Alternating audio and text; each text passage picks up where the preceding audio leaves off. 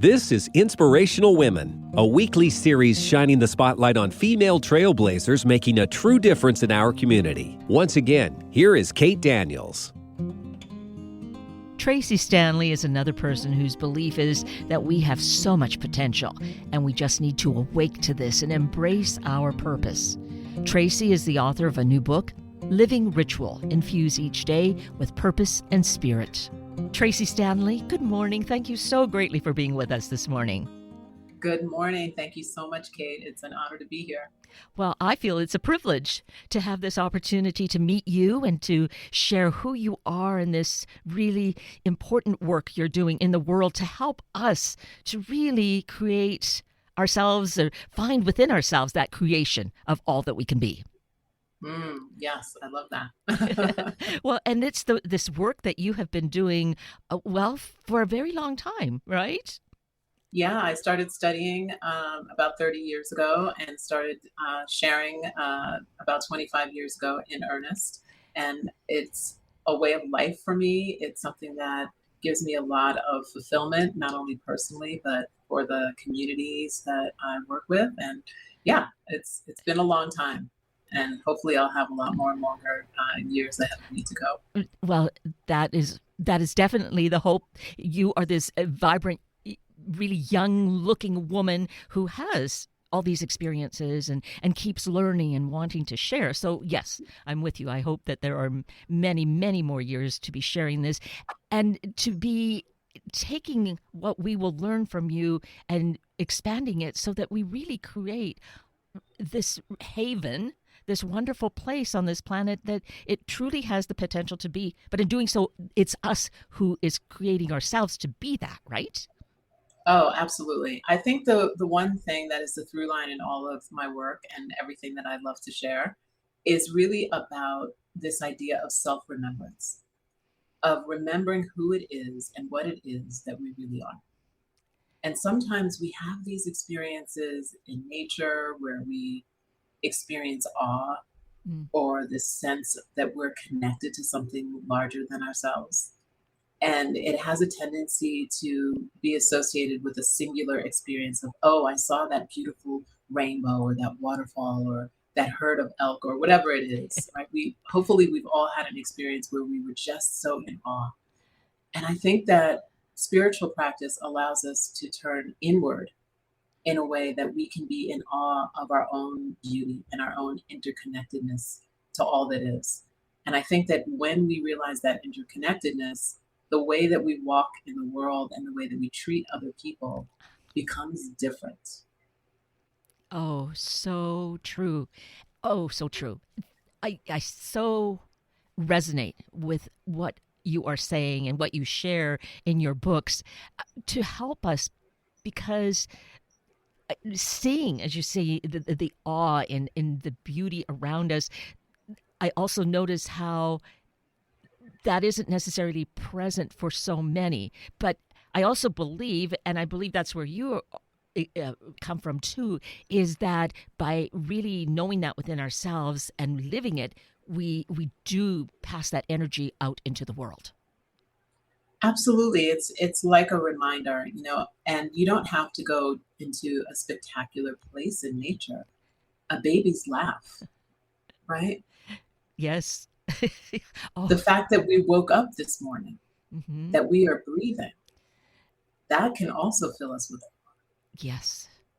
Yes. And so I think that, the world right now is moving so fast that our attention is constantly being pulled outward.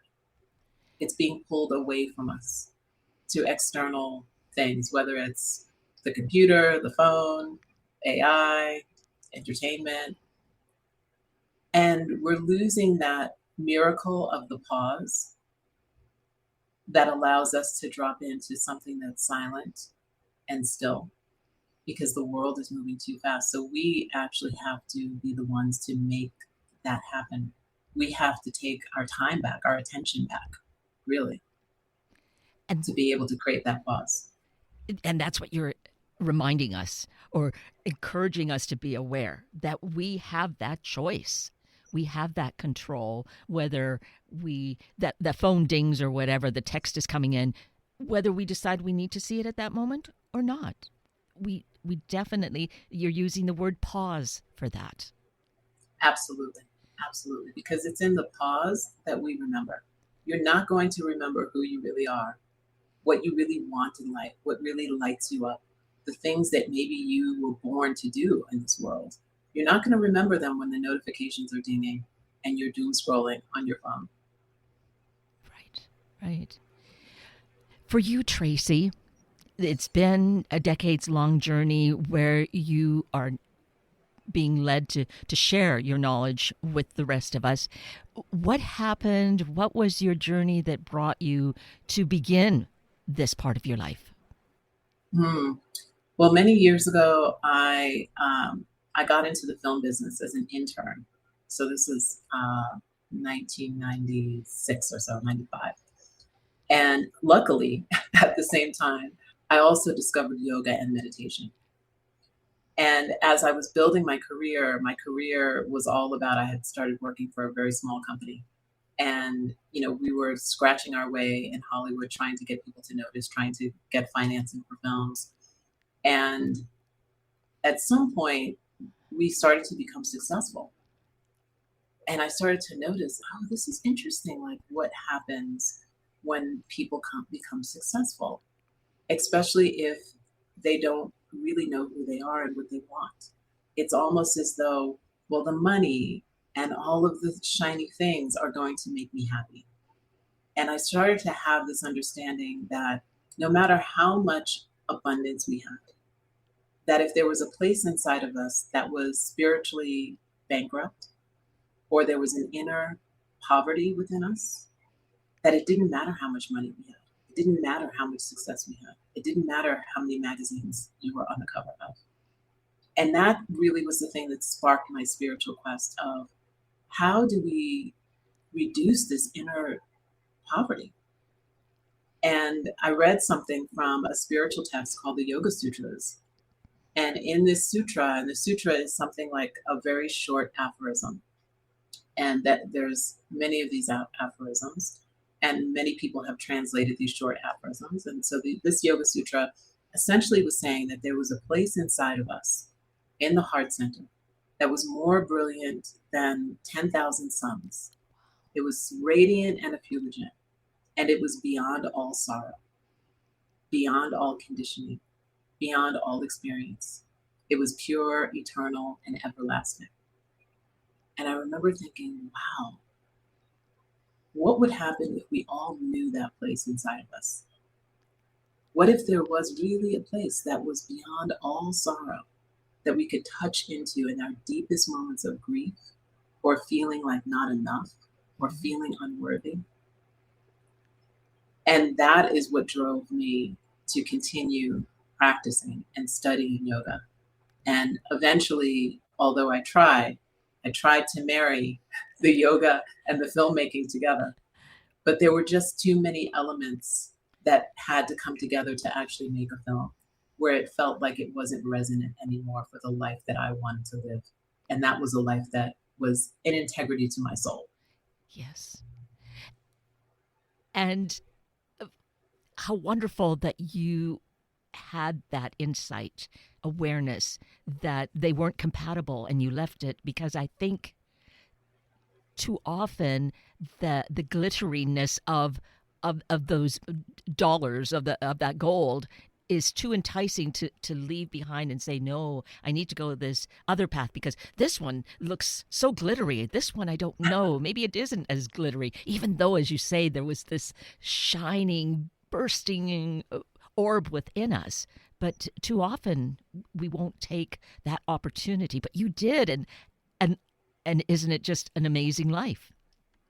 Yeah, it wasn't easy. I'll say it was not easy. And I got a lot of people were just very shocked. You produced 35 movies. You're so young. I can't believe that you're going to leave this world, because this is something that people always want. And it's like, well, what is it exactly that you want? Do you want to make 35 movies, or do you want to be famous or be in close proximity to people who are famous and people who are wealthy? What do you think that that's offering you? That kind of glitter is not transferable. That kind of glitter is not eternal. Mm. And the kind of light that I was talking about and reading about is something that was there before we had a name and will be there when we no longer have a body. Yes. Oh, so you are truly a very strong, a very determined woman to know that and to let go. As you said, though, it isn't easy, and I think that's a very important aspect of starting this kind of a journey. If we're not on the journey, is, and maybe if we are, we still find like there's a tug of war that goes on, uh, but still, to just kind know to keep our eye on that mark. Yeah, I think that sometimes there's something that niggles at us every once in a while where it's like, this thing doesn't feel quite right. It's not quite right, whether it's the relationship or the job or some other collaboration that you're doing. And I think that we do have to bring the courage to be able to make shifts and to have conversations to see if things can be different, and also to be smart in how and when we decide to have those conversations, because we do need to make a living. So I'm not saying go and quit your job tomorrow, but start to vision and dream into what is it that you're put on this earth to do. And sometimes that's a question that seems like such a big question. And what I love to ask people to do is just ask the people closest to you, the three people closest to you, what are the things that they love you for? What are the things that they see that you really do so well and so effortlessly? And start to see those things as your gifts. Those gifts might be leading you towards what it is you're supposed to be doing in the world Yes. and how you're supposed to be doing it. Yes. Oh, yes. And as you said, it's not necessarily an easy thing to do, and it could take a space of time.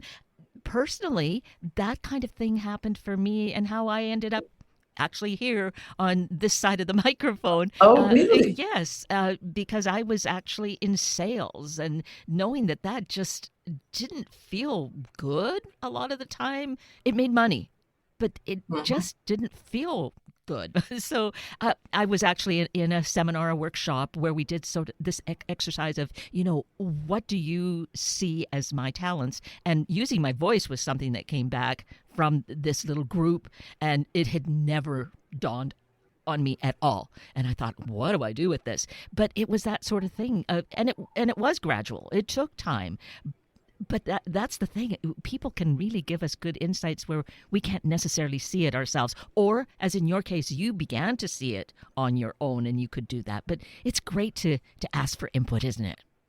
Yeah, I think it's one of the best things that we can do for ourselves is to ask for input and from a number of people that we trust and we Mm. know love us.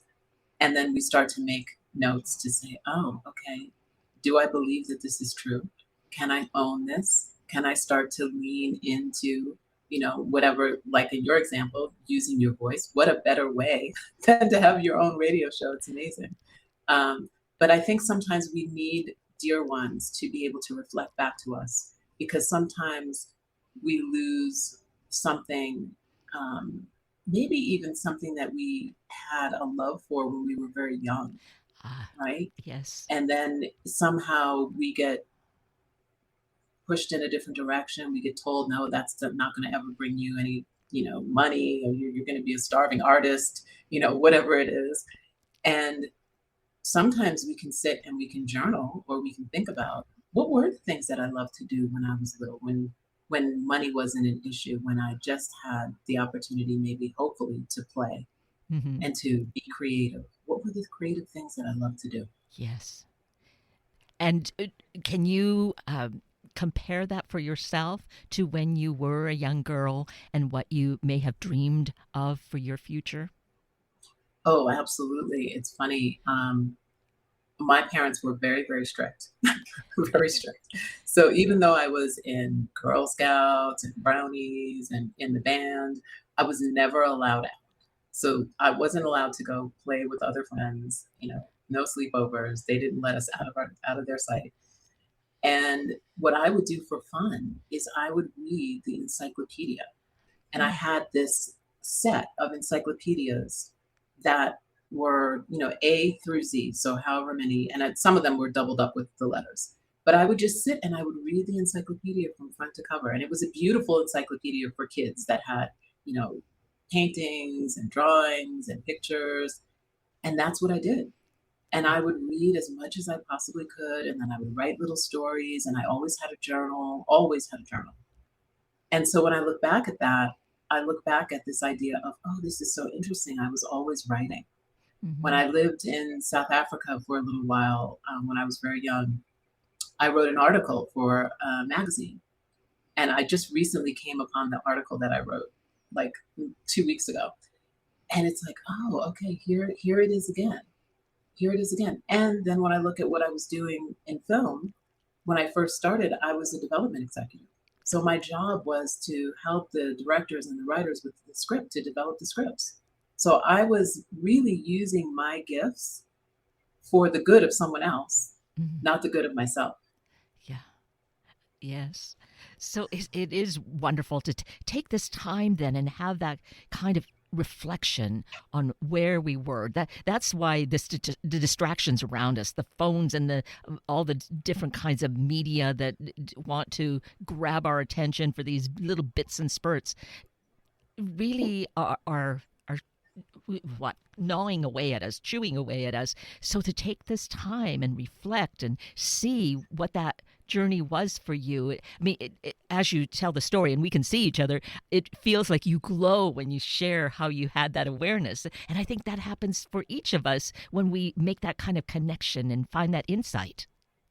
Yes. And that's one of the things that I hope to inspire people with my new book, Living Ritual, is to just take a little bit of time every day. And it could be 3 minutes, it could be 5 minutes, to sit with your own self, with your own thoughts, with your own emotions, with your own dreams, your own desires, and to create a ritual. And there's many little micro rituals in the book.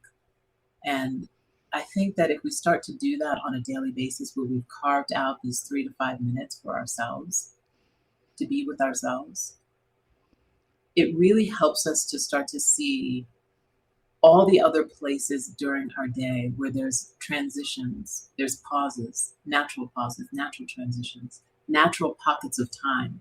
And in those moments where we find those natural pockets of time, we can look and see, what is it that I'm compelled to do when I actually have space or a pause?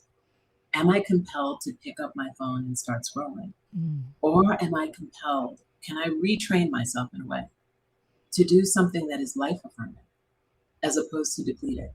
Because I don't think that most people feel energized after scrolling on the phone for 5 minutes. But there are many other things that you can do in the service of your soul, in the service of what you are here to do in the world in 5 minutes, that can move your life forward in a way that scrolling and distraction can't. Yes. Oh, yes. And this is such an important reminder to do that, is put that phone away for even half an hour and not let it distract, and see, as you say, what do we do with that pocket of time, and what do we see, and how do we manage it? Maybe it is, if I don't do yoga, I kind of aspire to, and I hope I may get to that, but that would be something where we just sit in quiet, in a very meditative place, and just be for, I don't know, can we do it for 2 minutes, or can we do it for 5? Right? You can do it for 1 minute. You can do it for, and what I love that you just said, that's really important, is that we allow ourselves to just be, right? We move ourselves away from these human doings that need to continue to do and do and do and do in order to be worthy of something. And we allow ourselves to be, and to know that just our being is enough. Yes. And how that, I believe it makes such a difference in the world, that really motivates me to keep doing that. Perhaps if this is a new idea, it may feel contrary to that, but I feel if we take these moments, we are really doing all that we can for ourselves, but it ripples out because it's then doing good for humanity and for our planet. Absolutely. Absolutely. I love that. And the more aware we are, the more connected we are to ourselves. Again, the more connected we are to others, the more connected we are to Earth, and the more innovative we are, because we're not being fed a bunch of answers. We're actually using our own inspiration, our own intelligence to be able to come up with new solutions, things that people may have never thought of before. And I think that that's really important for us to keep tuned into that. And there's no greater gift than that. It the scrolling and looking at all the social media can be so draining, and then making many people feel so much less than, because they don't live up to whatever the manufactured kind of ideal is out there. Whereas if we take that time and nurture ourselves and see the beauty within and find what that purpose in our life is, then it's the world will be what it was intended to be for all of us living our purpose. Thank you so much. I love what you just said. It's so true. And we have to remember that these devices are designed, to keep us addicted. They're designed to keep us in comparison and competition with people we don't even know, and they're designed to keep us in anxiety when they're not within, an arm's reach. And so we really need to think about that, because I really feel like our our society and our culture and our communities are in jeopardy because of these devices and the direction that they're going. It's not to say that they haven't been good and that things haven't, that we can do things and see things and know things that we didn't know, 10 years ago. But the direction that things are moving us further away from connection to the soul. Yes. And a continuation of outsourcing our own knowing, which is one of the greatest gifts that we have. Yes. And that's why this is so, so important, to really come back to, I'll say, to the basics, to really come back to self. And so you have a number of books that have been bestsellers, but now you have Living Ritual, which I think, as we've kind of touched on, you've shared a little about Living Ritual, but here we really have that opportunity to form the basis to really slow down and pay attention to these very special, important moments in our life. Absolutely. Absolutely. And I think one of the biggest things that I hear from friends and students is that they don't feel connected to purpose. Yeah. And I think that when we're not feeling connected to our purpose, we can be more easily manipulated. We can be more easily feeling as though, oh, we should just go along with the flow because we don't have a purpose. And so one of the things that I really wanted to anchor us in the book is being able to find purpose, to connect with purpose in some way. And this is a through line really that's in all of my books, is this idea of purpose and finding purpose. And at the same time, being able to weave little practices, little rituals that we can do throughout the day that help us stay connected to purpose. And when I say purpose, I think sometimes it feels very grandiose, like, oh, I have to know exactly what I'm supposed to do and when I'm supposed to do it and how I'm supposed to do it and what it's going to look like. And sometimes our purpose is just to love. Yes. Yes. Oh, it does come down to that, doesn't it? That simple piece. And then it shows itself in so many different ways that, and it's all important and beautiful. And we can just really feel so fulfilled, and as opposed to just feeling drained by all the technology that keeps pulling at us. Yeah. And you said a really important word just now, this idea of being fulfilled. Right. And so we can ask ourselves, and this is why self-inquiry, the practice of self-inquiry, is a really powerful practice as well, is asking yourself, what is it that leaves me feeling fulfilled? It could be the hobby that you're doing right now that allows you to feel fulfilled, or the company that you're keeping, or the meals that you're making, or how you keep your home. There's so many different things that it could be. But I think that we have to lean in towards what feels fulfilling, because that means that it's life affirming for us. And somewhere hidden in those feelings of fulfillment, there's a little bit of purpose that's swimming around that wants you to notice. And maybe, as you mentioned the word hobby, maybe it's a hobby, and maybe that's the way we can really fulfill ourselves for that moment while we still have to earn a living. But somehow, I think this is it, as you direct us to be still and listen and get feedback, is to be open that as we do this, more and more doors will open. The pathway will widen for us to find a way that we can ease away from that making money to that purpose being the way that we are not just fulfilled, but we'll be able to make a living too. Absolutely. Because you will be supported and nourished and sustained by your true purpose. And I think that it's interesting because during the pandemic, there were a lot of people who suddenly decided to try that thing that they always wanted to do, but they never had the quote unquote time to do it. Yes. And I know many of those people who decided, oh, this is so fulfilling. This is so gratifying. I'm going to start a completely new business. Mm-hmm. Right? Yes. And so the gift that we got then, if there was any gift at all, was the time to pause. Mm-hmm. Yes. And to look to see, what is it that I really want to do? Because when times are uncertain, that's when we start getting focused, mm-hmm. right? Yes. But things are a lot different now with technology has exponentially grown. If we were to have another pause, for whatever reason, I think it would be filled with a lot more noise. Mm.